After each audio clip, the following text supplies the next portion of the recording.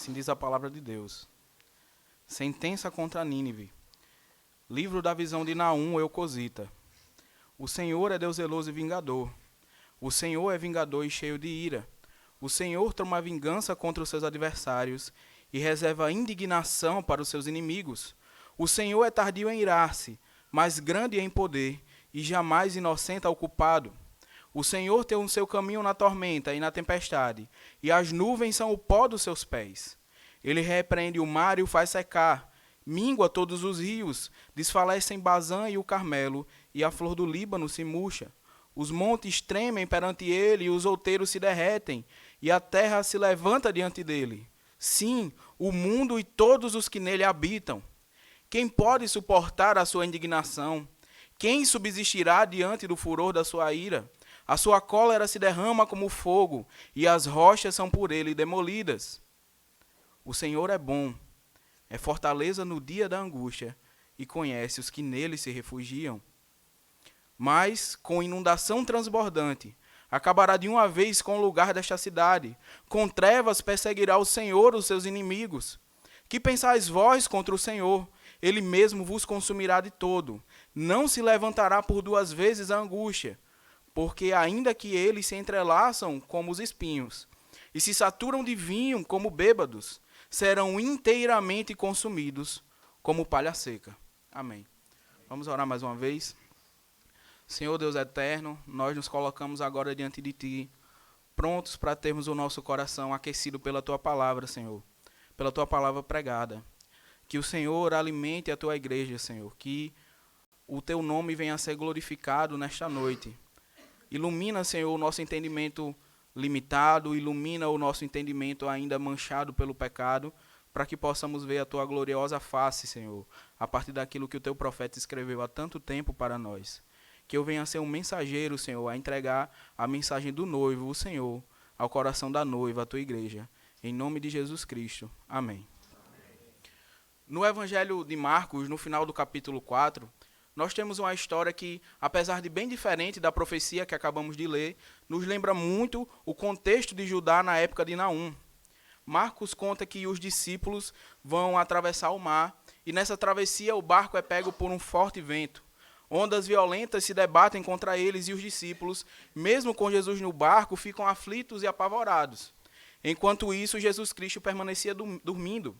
A confiança dos discípulos foi abalada pelo medo da morte, a ponto deles dizerem: Mestre, não te importa que pereçamos?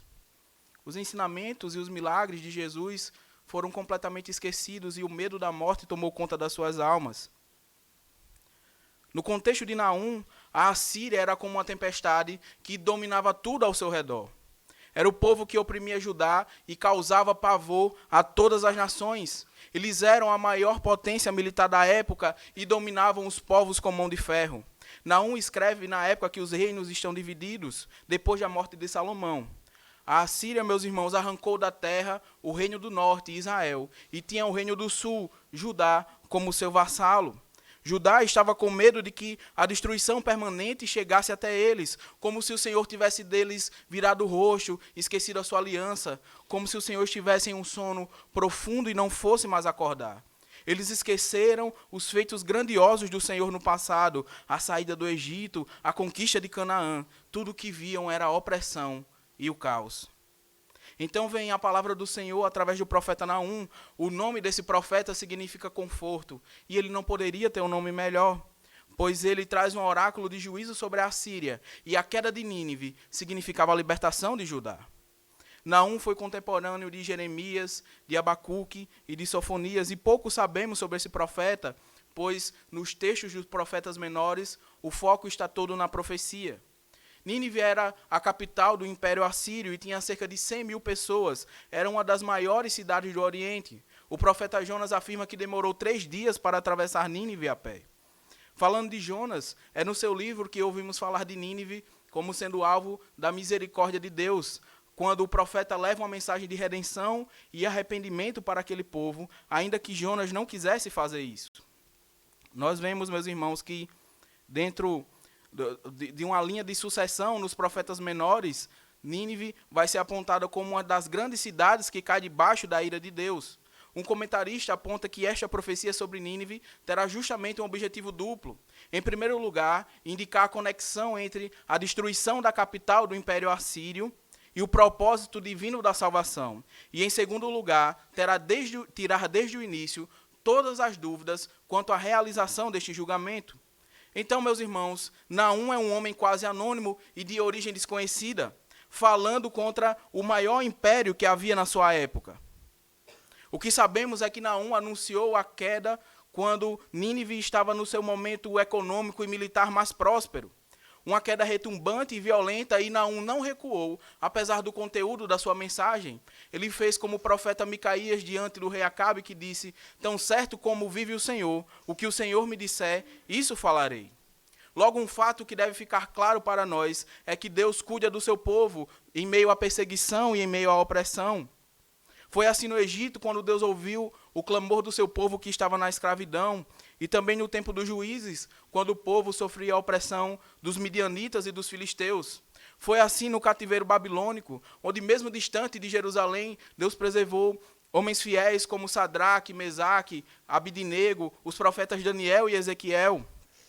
Foi assim também, meus irmãos, no Novo Testamento, quando ele cuida das igrejas perseguidas por judeus e pelo Império Romano, através de Apocalipse, quando ele manda uma mensagem de um homem preso em Pátimos, o profeta João, para consolar e confortar sua igreja. Dessa forma, não podemos entender o livro de Naum como algo em um contexto histórico distante, longe de nós, mas devemos entender como um vivo conforto para a igreja de hoje. Pois Naum aponta para o julgamento de Deus contra os seus adversários, quando o leão da tribo de Judá rugirá com toda a força e poder. Mark Dever, no seu livro A Mensagem do Antigo Testamento, diz que a mensagem central de Naum é Deus está no comando, e de fato essa análise é precisa, pois diante da nação que se achava dona do mundo, Naum mostra que a soberania é do Senhor de Judá. Ele governa não só as nações, mas ele governa todo o universo, pois aqui nós não temos a soberania pela soberania, mas a soberania mostra por que nós devemos nos refugiar no Senhor. E a primeira coisa que Naum mostra é que nós devemos nos refugiar no Senhor, porque ele é vingador. A palavra sentença que inicia o livro é traduzida em algumas versões como a corrigida fiel por peso. E, de fato, a palavra é mais próxima dessa ideia de algo pesado. E, quando está ligada a um lugar, significa ameaça, sentença, condenação. Ela é usada no mesmo sentido pelos profetas Isaías e Jeremias. Nínive foi condenada por dois fatores: sua arrogância e a sua crueldade. A arrogância porque os assírios tinham plena confiança no seu exército e na sua muralha. Muralha essa que tinha 12,5 km de extensão, 30 metros de altura, e ainda havia um fosso de 50 metros de largura e 20 metros de profundidade. O rio Tigre passava ao lado de Nínive e servia como um escudo natural. Crueldade, pelo relato histórico daquilo que os assírios faziam nas batalhas, eles esmagavam os crânios, desmembravam os corpos e empalavam seus adversários. Por isso, o profeta chama Nínive de cidade sanguinária, Jonas. Mas passada aquela geração para quem Jonas pregou 1 século antes, é chegada a sentença de Deus.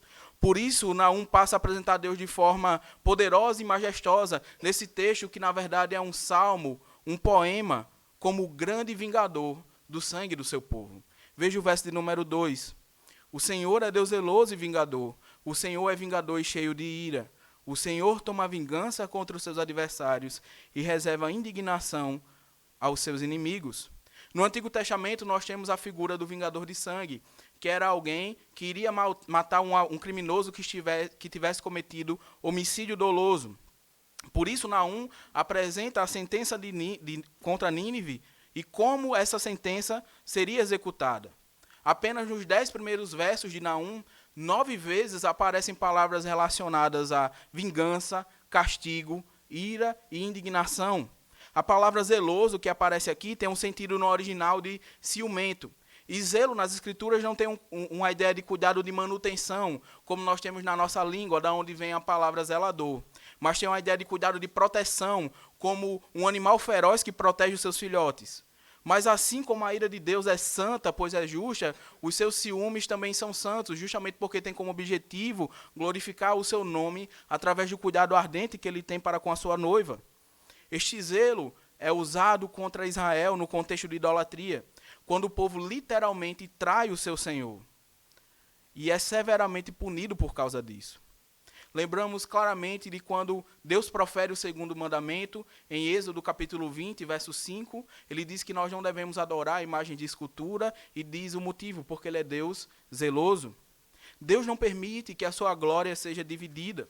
Israel era propriedade exclusiva de Deus. A idolatria era comparada à traição da esposa ao seu marido. Israel descumpriu os mandamentos do Senhor e buscou satisfação em outros deuses. Reis maus, tanto em Israel como em Judá, permitiram que o povo se afundasse a cada dia mais em idolatria, como denuncia o profeta Oséias.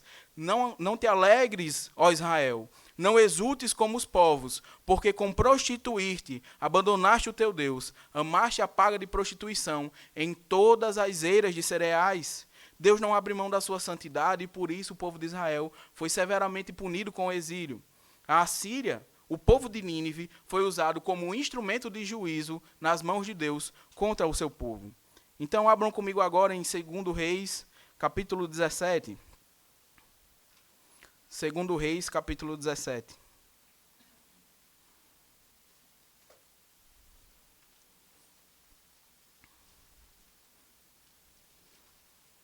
A partir do verso 13, assim diz a palavra de Deus. O Senhor advertiu a Israel e a Judá por intermédio de todos os profetas e de todos os videntes, dizendo: Voltai-vos dos vossos maus caminhos e guardai os meus mandamentos e os meus estatutos, segundo toda a lei que prescrevi a vossos pais e que vos enviei por intermédio dos meus servos, os profetas. Porém não deram ouvidos, antes se tornaram obstinados, de dura serviço como seus pais, que não creram no Senhor seu Deus. Agora veja o verso 18. Pelo que o Senhor muito se indignou contra Israel e o afastou da sua presença, e nada mais ficou, senão a tribo de Judá. É fato, meus irmãos, que Judá passaria por exílio também. Judá seria espalhada pela terra, pela nação da Babilônia. A diferença, meus queridos, é que o Senhor, quando pune os seus filhos, o faz para discipliná-los, como diz o autor da carta aos Hebreus, porque o Senhor corrige a quem ama e açoita a todo filho que recebe. Contudo, para os seus adversários, só existe indignação, só existe vingança, só existe condenação pelo pecado. Vemos claramente que dentro de uma linha de sucessão bíblica, Nínive é uma das grandes cidades que caem debaixo da ira de Deus. Foi assim com Sodoma e Gomorra, será assim com Tiro e Sidom, está assim também na queda da antiga Babilônia e da queda da Babilônia, que simboliza a queda do mundo anunciada em Apocalipse, onde o Cordeiro de Deus triunfa definitivamente. Os homens maus, meus irmãos, podem achar que porque a sua perversidade é momentaneamente permitida, eles ficarão impunes para sempre. Não precisamos ir longe, basta darmos uma volta nos noticiários que veremos a depravação, a corrupção dos nossos dias. O Estado brasileiro pode se esquecer de crimes cometidos, mas Deus não inocenta o culpado, é o que vemos no verso 3 de Naum. Por isso, horrível coisa é cair nas mãos do Deus vivo. A ira de Deus será derramada através do seu vingador, e esse vingador não é outro senão Cristo. Ele vingou o sangue que os assírios derramaram, vingou o sangue de Abel derramado em Gênesis, até o sangue da igreja que é hoje perseguida. Por isso ele diz: a mim pertence a vingança. E sabemos que a sua vitória contra os assírios, anunciada por Naum, aponta para o dia que ele fará todos os perseguidores da igreja pagarem por suas atrocidades. Como João descreve os mártires suplicando em Apocalipse: até quando, ó soberano Senhor, santo e verdadeiro, não julgas nem vingas o nosso sangue dos que habitam sobre a terra? Sabemos que a vingança de Deus de fato será cumprida. Contudo, assim como não foi por causa da justiça de Judá que Deus executou a vingança contra a Síria, não é por causa da justiça da igreja em si mesma que Deus destrói os seus perseguidores, mas é porque a igreja foi justificada em Cristo. Pois nós, meus irmãos, ao olharmos para a nossa própria justiça, vemos que ela é imunda. Ao olharmos para a lei do Senhor, vemos que somos culpados. Deveríamos ser alvos da vingança de Deus, objetos da sua ira. Em nós mesmos não há nada que justifique misericórdia, pois não há um justo, não há nenhum sequer. E se Deus não inocenta o culpado, como nós podemos entrar no reino dos céus? Como nós podemos ser considerados inocentes? É o que Paulo responde. Aquele que não conheceu o pecado, ele o fez pecado por nós, para que nele fôssemos feitos justiça de Deus. E ainda diz em Colossenses 2 que Cristo cancelou o escrito de dívida que era contra nós e o encravou na cruz. Lembre-se muito bem dessas palavras, meus irmãos. Ele jamais inocenta o culpado. Então devem ficar claras como o dia para nós as palavras do profeta Isaías. Ele foi traspassado pelas nossas transgressões, moído pelas nossas iniquidades. O castigo que nos traz a paz estava sobre ele, e pelas suas pisaduras nós fomos sarados. A verdade, meus irmãos, é que Cristo carregou a nossa culpa, sofrendo a vingança dos nossos pecados em sua própria carne. Por isso, os mártires que clamam em Apocalipse mostram também que não têm justiça própria, mas que foram purificados, foram justificados no sangue do Cordeiro. Abra comigo em Apocalipse capítulo 7.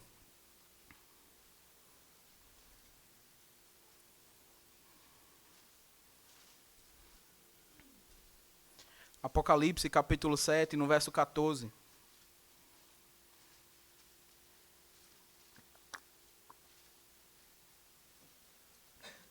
Parte B do verso que diz assim: São estes os que vêm da grande tribulação, lavaram suas vestiduras e as alvejaram no sangue do Cordeiro.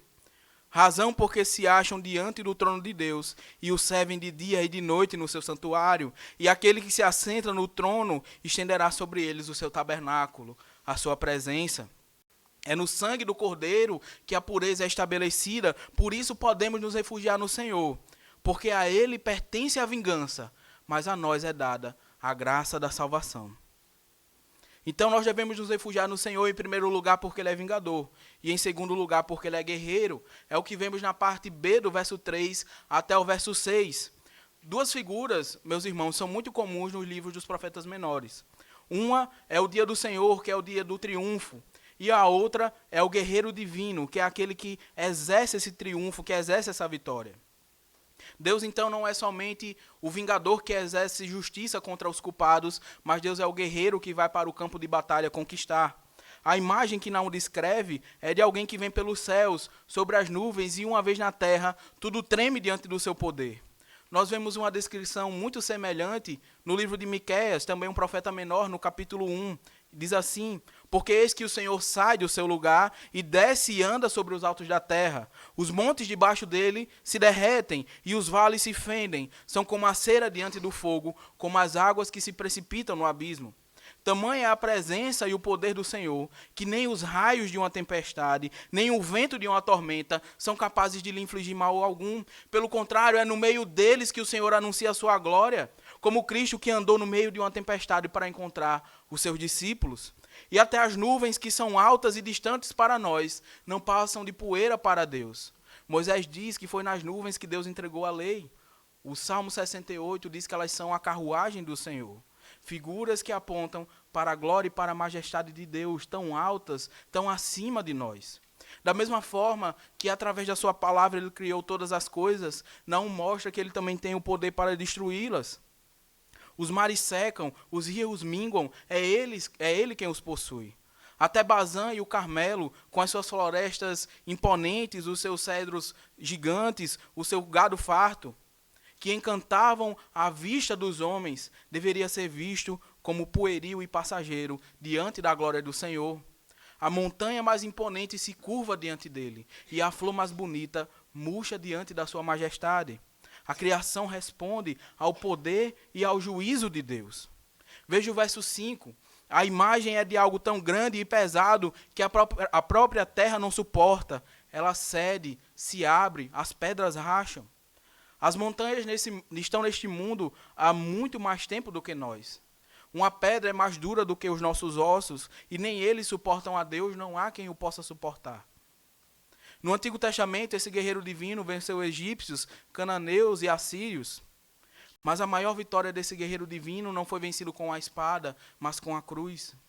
E no dia da sua morte, a criação respondeu, o céu ficou negro e a terra estremeceu.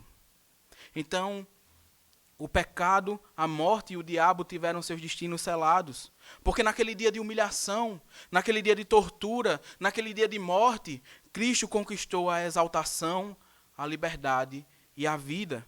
Pois o seu fim não foi na cruz, mas ele está vivo. como nos diz a pergunta 28 do nosso breve catecismo. Em que consiste a exaltação de Cristo? A exaltação de Cristo consiste em ele ressurgir dos mortos no terceiro dia, em subir ao céu e estar sentado à mão direita de Deus Pai, e em vir para julgar o mundo no último dia. Vemos esse guerreiro divino descrito por João em Apocalipse de forma vívida e assombrosa, com toda a força e poder, porque, como eu disse, ele está vivo. Então, abra comigo em Apocalipse, capítulo 19. Apocalipse, capítulo 19.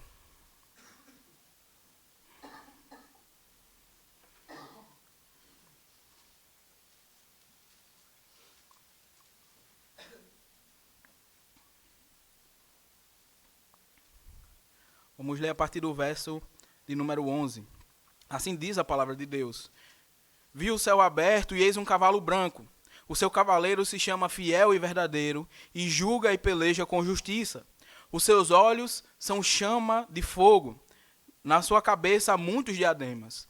Tem um nome escrito que ninguém conhece senão ele mesmo. Está vestido com um manto tinto de sangue e o seu nome se chama o Verbo de Deus. E seguiam-nos exércitos que há no céu, montando cavalos brancos com vestiduras de linho finíssimo, branco e puro.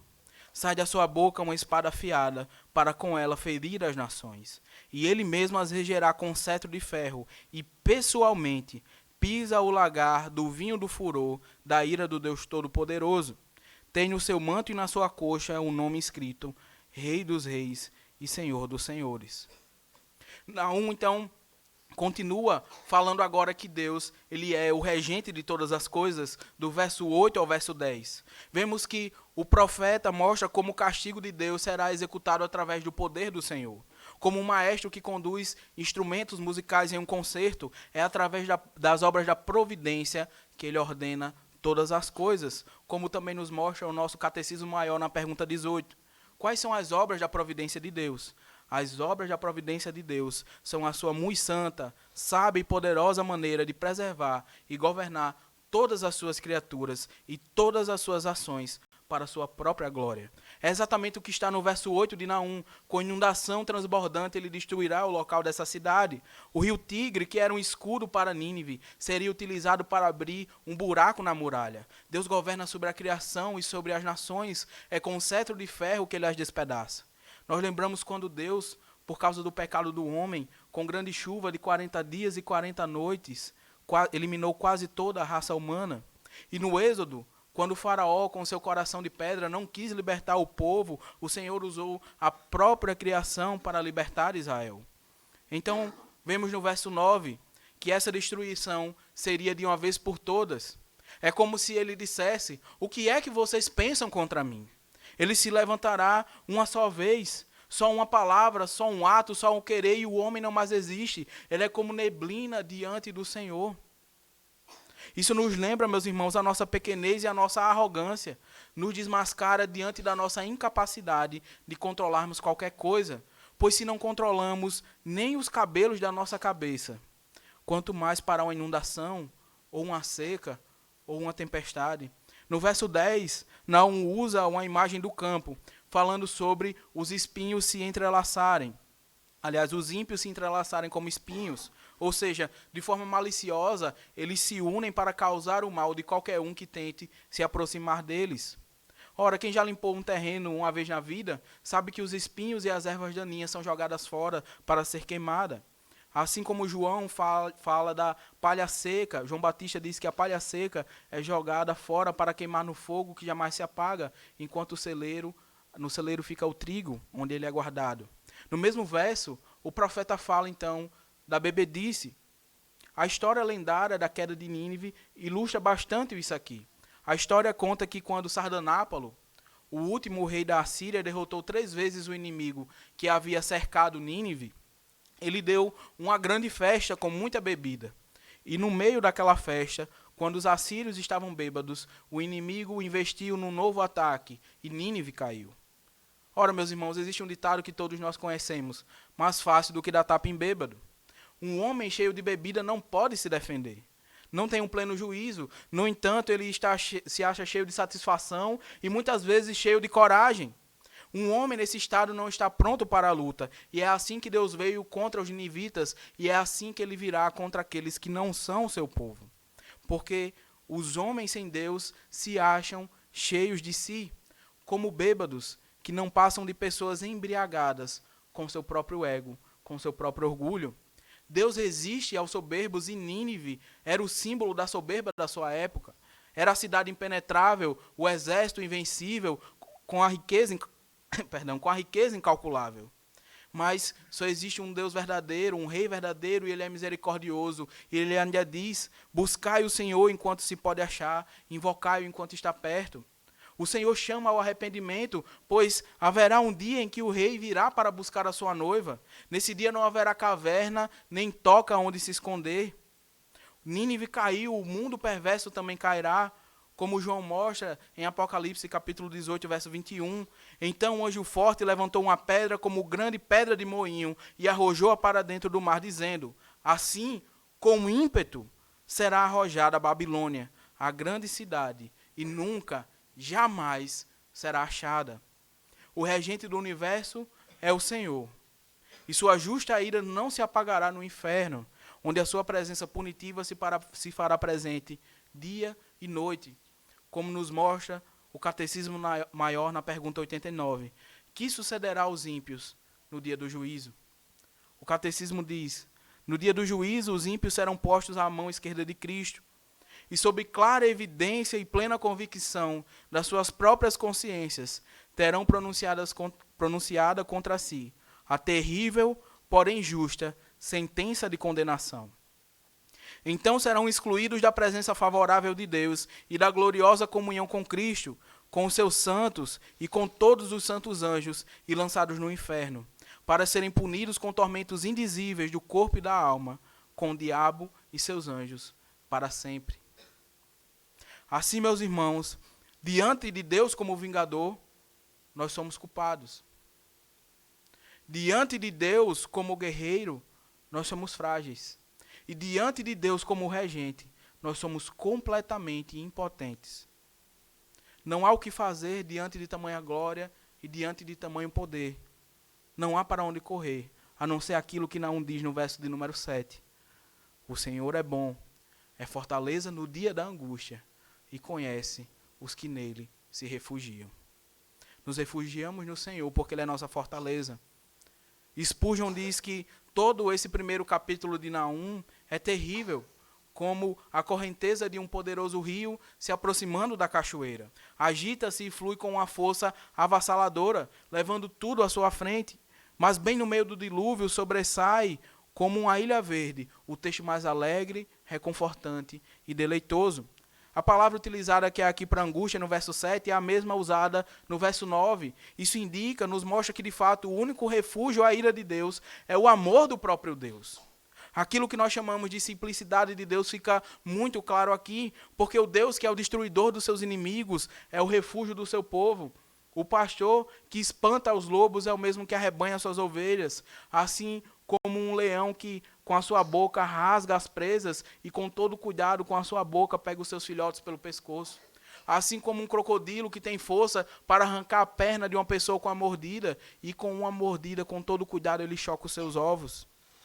Assim como durante as pragas do Egito, onde havia intensa escuridão, apenas o povo de Israel permanecia com luz. E no dia em que o anjo da morte visitou aquele lugar, apenas aqueles que tinham o sangue do cordeiro nos seus umbrais é que tiveram seus primogênitos poupados. Ele é o Altíssimo, e quem habita no seu esconderijo descansa na sombra daquele que é onipotente. Nós nos escondemos no refúgio, e a angústia que se abate sobre o mundo não nos atinge jamais. É na sua palavra que ele enche o seu povo de esperança, como no período do cativeiro de Judá. Mesmo distante da sua casa, com o seu trono derrubado, o seu templo destruído e a sua terra arrasada, o povo se alegrava na palavra de Deus, se alegrava no cântico dos salmos, como o Salmo 46. Vamos abrir nesse Salmo, Salmo 46.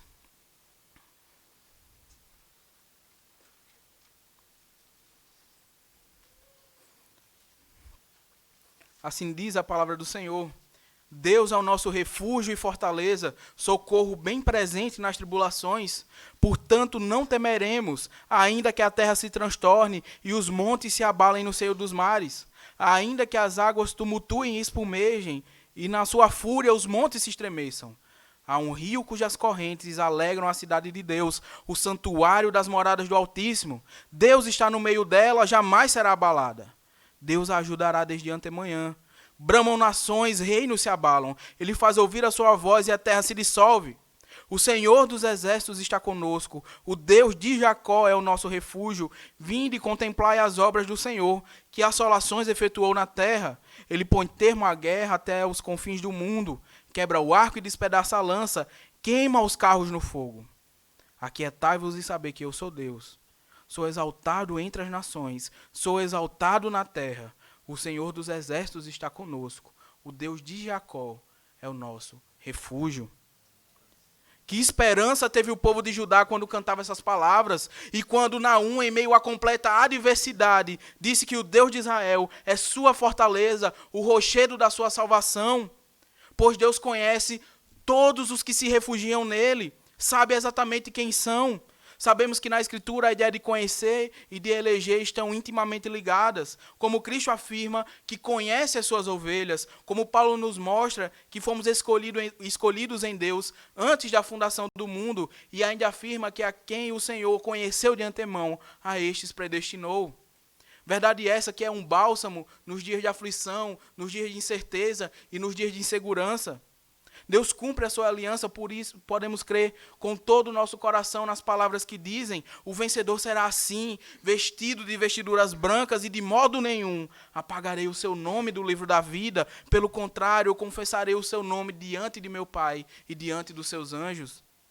Promessas vivas de Apocalipse que encheram de esperança pessoas que estavam sendo queimadas, devoradas e presas. Assim como as profetas de Naum, escritas tantos séculos antes, mas que enchem o nosso coração hoje de esperança e de conforto. Pois é por causa do Senhor que temos certeza da nossa perseverança, ainda que soframos nesse mundo. Nós somos odiados e perseguidos, e muitos nos nossos dias têm o seu sangue derramado. Vemos ataques a cristãos em países islâmicos e em governos tiranos. Vemos a própria corrosão da cultura, com o abandono da verdade, fazendo com que a nossa sociedade se perverta cada vez mais. Porém, a igreja é preservada e nem as portas do inferno prevalecerão contra ela. Porque a igreja está em Cristo, a sua fortaleza e o seu refúgio, ela não cairá nos dias da angústia. Para você que não está em Cristo, talvez as muralhas do seu coração, tão construídas e tão bem feitas, tenham caído hoje. Pois assim como o Senhor conhece cada palmo do universo, Ele conhece cada centímetro do teu coração. Você que não está em Cristo, não se engane e não ache que as portas do refúgio estarão abertas para sempre. Assim como a arca, depois de selada, protegeu apenas a família de Noé com quem Deus havia feito aliança, da mesma forma, somente a igreja do Senhor, comprada pelo precioso sangue da nova aliança, é que será salva da condenação, é que será salva do juízo. As pessoas, meus irmãos, podem fazer um Deus cor-de-rosa, um Deus de pelúcia, podem dizer que por Deus ser bom, Ele não vai punir ninguém. Mas esse não é o Deus revelado nas Escrituras. É um ídolo feito para se conformar à imagem do homem pecador de continuar pecando. Vemos como Naum põe lado a lado as verdades da justiça e da ira de Deus com a verdade da sua bondade. E todo aquele que se coloca diante do Senhor, sem estar com as suas vestes purificadas no sangue do Cordeiro, será alvo da vingança e da indignação de Deus, porque é réu condenado pelos seus próprios pecados. Arrependa-se, portanto, pois Deus pergunta: o que é que você tem contra mim? Sem Cristo, talvez você se encha de objetivos pequenos, que aos seus olhos são muito grandes, talvez conquistas acadêmicas e profissionais, talvez estabilidade financeira, talvez seja nesses tesouros fúteis que você põe no seu coração. Ou quem sabe, em alguma forma de prazer, em algum vício antigo que você guarda, que você se refugia. O Senhor diz que você se refugie nele, mas você insiste em confiar nas muralhas que você mesmo construiu. Mas se Deus não guarda a cidade, em vão vigia a sentinela. Por isso arrependa-se, pois não há outro refúgio no dia da angústia, somente Cristo. Os que estão nele jamais serão lançados fora, mas viverão com ele pelos séculos dos séculos. E você que está em Cristo é chamado a confiar na justiça de Deus, pois ele não deixa nenhum pecado impune, nada escapa ao seu controle, e à sua vista estão as obras de todos os homens. Nós olhamos para a corrupção, para o assassinato e para a perversão dos nossos dias. Olhamos para a tragédia de Brumadinho no início do ano. Olhamos para o menino Juan, assassinado há algumas semanas pela própria mãe e pela sua companheira. O insensato pensa no seu coração que não há controle, que não há Deus. Mas ele está no comando e há de exercer a sua justiça sobre o mal.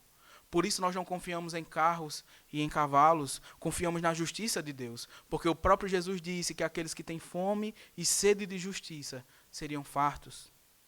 Judá, meus irmãos, precisou estar debaixo do jugo para aprender a se refugiar somente em Deus. Por isso nós devemos confiar na sua justiça e também no seu zelo, pois o seu zelo nos protege, inclusive e talvez principalmente de nós mesmos, pois quebra os ídolos do nosso coração.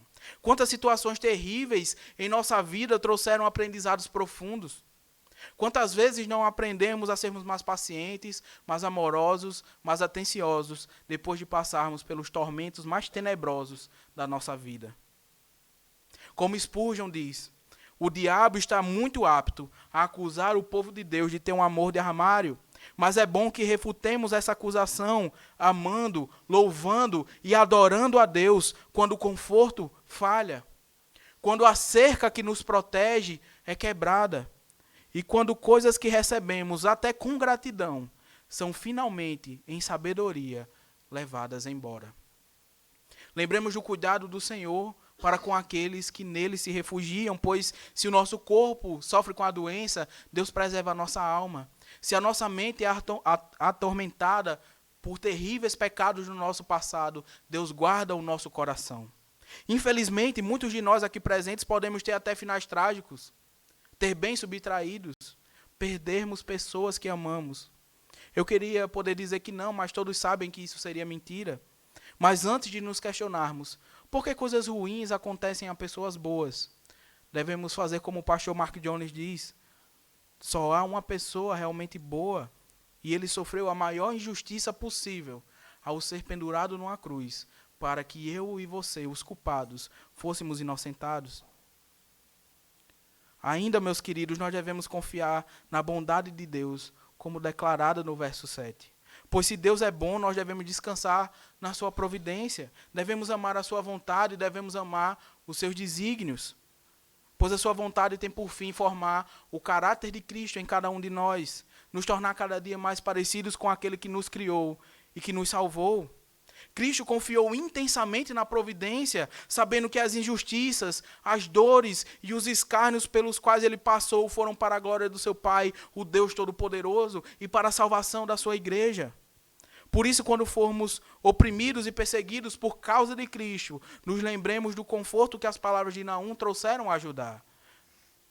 Lembremos que todas as coisas cooperam para o bem daqueles que amam a Deus e para a sua glória. Portanto, devemos nos arrepender de buscar conforto e segurança daquele que não é o nosso Senhor. Pois mesmo nos declarando como parte do povo de Deus, quantas vezes não nos pegamos confiando na força do nosso próprio braço? Quantas vezes não nos esquecemos que tudo o que recebemos é graça de Deus? Como a maioria dos que saíram do Egito não entraram na terra de Canaã, porque os seus corações ainda estavam na terra da escravidão. Muitas vezes caímos em pecado pela soberba e ingratidão do nosso coração, que ainda sente saudades daquela terra antiga. Então nós somos pelo próprio Deus derrubados. Somos pelo próprio Deus humilhados e provados, para que tenhamos esperança somente na aliança que Ele fez conosco, para que aprendamos que nem só de pão viverá o homem, mas de toda palavra que procede da boca do Senhor.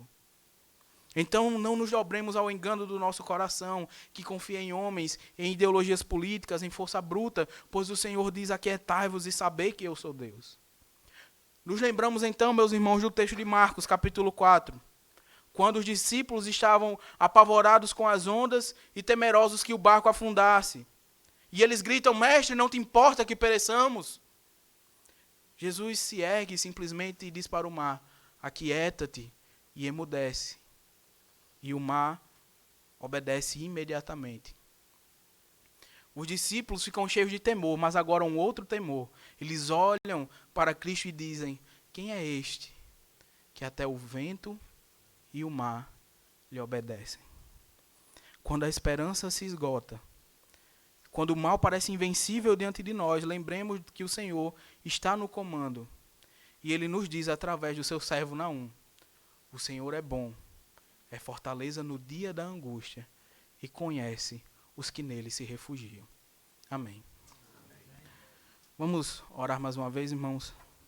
Senhor Deus eterno, nós te agradecemos pela tua palavra, Senhor, que aquece o nosso coração. Que nós venhamos ser não apenas ouvintes, mas praticantes da tua palavra, Senhor. E que nessa noite, Senhor, nós possamos crer com todo o nosso coração de que a tua palavra não volta vazia. E saiamos daqui com a certeza de que o Senhor é nosso refúgio e a nossa fortaleza. Em nome de Jesus. Amém. Em resposta